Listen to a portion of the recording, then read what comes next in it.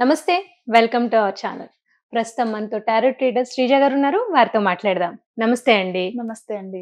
శ్రీజ గారు, భార్యాభర్తల బంధం నిజంగా సవ్యంగా వెళితే అదంత అద్భుతమైంది. అసలు ఇంక ప్రపంచంలో వేరేదేముండదు. అవును. అదే చిన్న చిన్న మిస్టేక్స్ వల్ల కానీ, వాళ్ళు సెల్ఫ్ చేసుకోవచ్చు. లేదంటే మిడిల్ వ్యక్తులు involvement, third third person persons involvements ఎక్కువ కానివ్వండి. ఇన్వాల్వ్‌మెంట్ ఉండడం. కొన్ని లేదు అఫైర్స్ వల్ల కావచ్చు. భర్త కానీ, భార్య కానీ రాంగ్ రిలేషన్స్ కొన్ని వెళ్ళడం రిలేషన్‌షిప్స్‌లో ఇన్‌లాస్ ఇన్వాల్వ్‌మెంట్ ఎక్కువ ఉండడం వల్ల కూడా అది ఫెయిల్ కూడా అవుతూ ఉంటుంది. ఉంటుంది. అంటే వీళ్ళిద్దరి మధ్యలో ఉన్న ప్రాబ్లమ్స్ కంటే కూడా థర్డ్ పర్సన్ ఇన్వాల్వ్‌మెంట్ వల్ల ఇన్వాల్వ్‌మెంట్ అయ్యే సమస్యలు కూడా చాలా ఎక్కువుంటాయి. అవును. సో, అటువంటి వాళ్ళు ఇంట్లో ఏం చేసుకోవాలి? వాళ్ళలో చేంజెస్ రావాలంటే వాళ్ళు ఎలా ఉంటే అది అంటే ఆ సంసారం మొత్తానికి నిలబడాలి. చాలా చక్కగా సవ్యంగా ఏదో అడ్జస్ట్ అయిపోయాము అన్న ఫీలింగ్‌తో కాకుండా హ్మ్. పీస్‌ఫుల్‌గా, హ్యాపీగా ఆ రిలేషన్‌ని ఎంజాయ్ చేయగలగాలి. ఎందుకంటే ఇదొక అద్భుతమైన రిలేషన్ నిజంగా చెప్పాలంటే. అవును. దాన్ని ఎంజాయ్ చేస్తూ వెళితే ఆరోగ్యపరంగా బావుంటారు. మానసికంగా కూడా చాలా హెల్తీగా ఉంటారు కదా! అవును. సో, అటువంటి రిలేషన్స్ అవి ఒకవేళ రాంగ్ ట్రాక్‌లోకి వెళ్ళినా, మీరన్నట్టు థర్డ్ పర్సన్స్ ఇన్వాల్వ్‌మెంట్ ఉన్నా, ఇటువంటి వాళ్ళు ఎటువంటి స్విచ్ వర్డ్స్ హ్మ్. ప్రాక్టీస్ చేయాలి? లేదు ఇంకేదైనా రెమెడీస్ మీకు తెలిసినవి చెప్పండి. ఓకే. మనకి ఫస్ట్ ఇంట్లో చూసుకోవాల్సింది ఏంటంటే అండి, ఎక్కడైతే మనకి పగిలిపోయిన వస్తువులు, హ్మ్. క్రోకరీ ఐటెమ్స్ గానివ్వండి, అంటే హ్మ్. మన ఇంట్లో సెరమిక్ పింగాణి వస్తువులు ఉంటాయి హ్మ్. గదా! హ్మ్. అయి చాలా మంది ఇళ్లల్లో పగిలినా సరే వాడుతూ ఉంటారు. వాడతారు. డబ్బులు పెట్టుకున్నాం గదా! అయ్యో! పడేయడం హ్మ్. ఎందుకులే కొద్ది హ్మ్. రోజులు పాతవయ్యాక తీసేద్దాం. అవి అస్సలు వాడకూడదు. ఓహ్! అవి చాలా బ్యాడ్ ఎనర్జీస్‌ని అనుకుంటాను నేనేదో చెప్తున్నానని అవునవును. అనుకుంటారు. అవును. బట్ ప్రాక్టికల్‌గా అది నిజమా? కాదా? అనేది నేను ఎక్స్‌పీరియన్స్ చేసిన తర్వాత ఓకే. మాట్లాడుతున్న మాటలివి. హ్మ్. హ్మ్. నేనేదో ఉత్త మాటలు హ్మ్. చెప్పట్లేదు. హ్మ్. ఇంకొకటి పగిలిపోయిన అద్దాలు. దేవుడి హ్మ్. ఫోటోలు కానివ్వండి, మన ఇంట్లో అద్దం పగిలిపోయినా హ్మ్. దాన్ని తీసేయకుండా అలా దాచుంచటాలు కానివ్వండి, తర్వాత వేయిద్దాంలే అని అంటే ఏదో ఒక పనుల వల్ల అవునవును. అంటే మర్చిపోతూ చాలా ఉంటారు. చిన్న విషయాలు అన్నట్టు నెగ్లెక్ట్ చేసేస్తారు ఆ చాలా చిన్న మంది. విషయం ఏముందో క్రాక్ వచ్చింది అని హ్మ్. అనుకుంటా. హ్మ్. కానీ మరీ ముఖ్యంగా దేవుడు ఫోటోలు అద్దాలు పగలటం హ్మ్. కానివ్వండి, అది పగిలింది అని తెలిసినా మార్చకుండా హ్మ్. దాన్ని రిపేర్ చేయించకుండానో అలా లేతే అద్దం ఉంచేస్తారు. హ్మ్. మార్చకుండా అలా హ్మ్. ఉంచటం కానివ్వండి, ఇంట్లో మనం చూసుకునే అద్దాలు కానివ్వండి, వాడిపోయిన పువ్వులు దేవుడి దగ్గర అసలు చాలా మంది శ్రద్ధ తీసుకోరు. హ్మ్. అగరత్తుల పొగంతా హ్మ్. పడతది, నల్లగా అయిపోయి ఉంటాయి. అంతేకాకుండా పువ్వులు కానివ్వండి. ముందు మీ ఇంట్లో మీరు చేయాల్సిన పనులు హైజీనిక్ కండిషన్స్ ఒకసారి ఖచ్చితంగా చెక్ చేసుకోవాలి. హ్మ్. మీరు అనుకోవచ్చు నేనేదో మాట్లాడుతున్నాను అని చెప్పి. ఈ చేంజెస్ ఒకసారి చూసి చూడండి. చూస్తేనే కదా అవును. తెలుస్తుంది. హ్మ్. అండ్ డీక్లటర్ చేయాలి. హ్మ్. పనికిరాని వస్తువులు. ఓకే. చాలా మంది పనికిరాని వస్తువులు కానివ్వండి, వేసుకోని బట్టలు కూడా అదే పాత పనిగా బట్టలు స్టోర్ చేసుకొని పెట్టేస్తారు ఉంచుతారు. ఇంట్లో. అవును. అండ్ వస్తువులు కూడా అలాగే అవును. చాలా చోట్ల పనికిరాని వస్తువులు కొంతమంది కొన్నా కూడా యూజ్ చేయని వస్తువులు కూడా ఉంటే చాలా ఉంటాయి. నేనొకటి చెప్తానండి. నేను ఎందుకు చెప్తున్నానో మీకు హ్మ్. అర్థమవుతది. చాలా మంది మీరు విన్నారో లేదో ఆహ్, బండి కొన్నాక బాగా కలిసొచ్చింది. అవును. లేతే ఈ యాహ్! కారు కొన్నాక హ్మ్. మాకు బాగా కలిసొచ్చింది. లేతే ఈ ఫోను హ్మ్. తీసుకున్నాక నాకు బాగా కలిసొచ్చింది. చాలా మంది అంటారు ప్రతి అట్లా. ఒక్కరు కూడా లైఫ్‌లోకి ఏదో ఒక వస్తువు వచ్చిన తర్వాతే మాకు బాగా కలిసొచ్చిందని చాలా మంది చెప్తూ హ్మ్. ఉంటారు. హ్మ్. మీరు వినే ఉంటారు రైట్. కదా! అవును. సో, అంటే వస్తువు వల్ల లక్కొచ్చిందా అంటే ఖచ్చితంగా. ఎందుకో చెప్పాలా? ప్రపంచంలో ఈ ఫోను దగ్గర నుంచి హ్మ్. ప్రతి వస్తువుకి కూడా ఒక ఎనర్జీ అనేది ఉంటది. హ్మ్. దానికొక ఆరా, ఒక ఎనర్జీ, ఒక ఫ్రీక్వెన్సీ ఖచ్చితంగా ఉంటాయి. హ్మ్. దానివల్లే ఆ ఎనర్జీ మనకి కలిసొచ్చిందనుకోండి, అది మంచి ఎనర్జీ అయితే ఖచ్చితంగా మనకి మంచే జరుగుతది. యాహ్! అందుకే నేను చెప్తున్నా మీరు చెప్పేదానికి దీనికి ఏంటి సంబంధం అనుకునే వాళ్ళకి ఇదొక ఉదాహరణ. హ్మ్. నిజమా? కాదా? అనేది.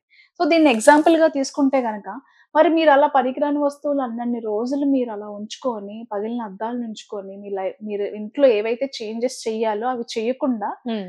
మినిమమ్ చేంజెస్ చేయకుండా మీరలా ఉంచటం వల్ల ఖచ్చితంగా అది రిలేషన్‌షిప్‌లో కావచ్చు, మీ బిజినెస్‌లో కావచ్చు చాలా ప్రమాదాలు తీసుకొస్తుంది. యాహ్! ఒక్కసారి చిన్న చిన్న మార్పులు మీరింట్లో హ్మ్. అవసరం లేని వస్తువులు తీసేయడం, డీక్లటర్ చేయటం హ్మ్. కానివ్వండి, పగిలిన అద్దాలు తీయటం కానివ్వండి, వాటర్ లీకేజ్ ఉన్న చోట దాన్ని రిపేర్ చేయించడం హ్మ్. కానివ్వండి. మినిమమ్ మీరు చేయాల్సిన చేంజెస్ కొన్ని కొన్ని ఇంట్లో చేసి చూడండి. చాలా అద్భుతాలు డిఫరెన్స్ జరుగుతాయి. తెలుస్తుంది. చాలా యాహ్! డిఫరెన్స్ హ్మ్. తెలుస్తది.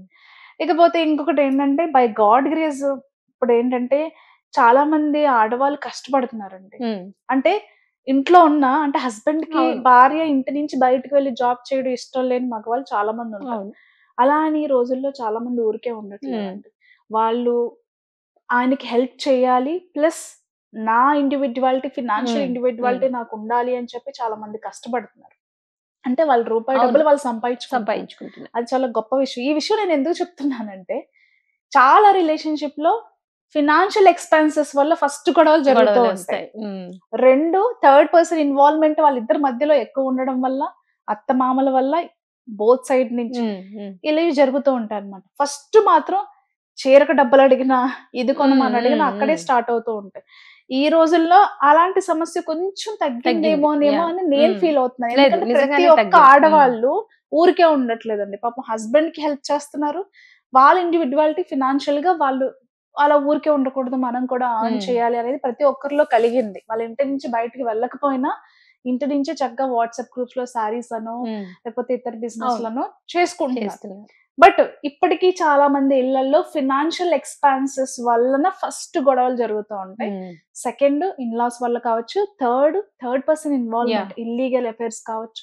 మీ ఇంట్లో మీ పార్ట్నర్ కంటే కూడా మీరు ఎక్కువ వేరే ఆడవాళ్ళకో, మగవాళ్ళకో ఎక్కువ ప్రయారిటీ ఈ మధ్య ఇవ్వడం వల్ల ఎక్కువ కూడా వింటున్నాం గూడా. అయ్యో! నాకు మీరు నమ్మరు. టారో రీడింగ్‌లో హ్మ్. అపాయింట్‌మెంట్ తీసుకుంటారు కదండీ! 95% అవే. ఓకే. హ్మ్.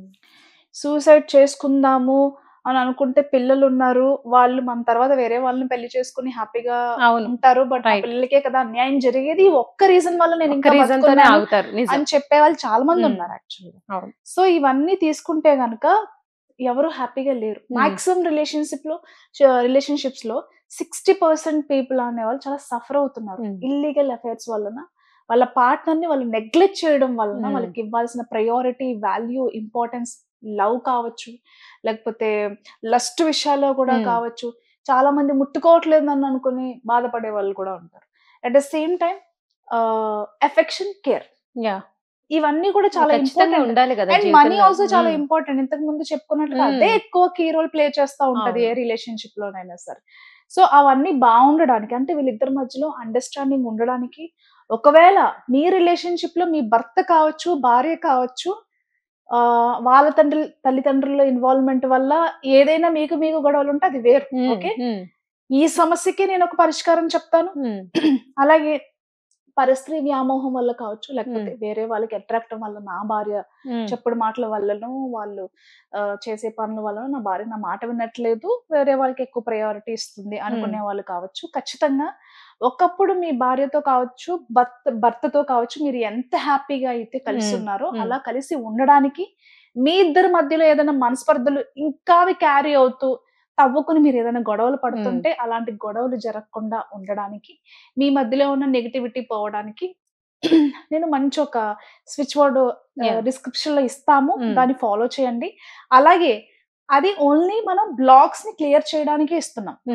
అది కాకుండా ఇద్దరి మధ్యలో బాండింగ్ పెంచుకోవడం కోసం కూడా నేను క్రింద డిస్క్రిప్షన్‌లో మెన్షన్ చేయడం జరుగుతుంది.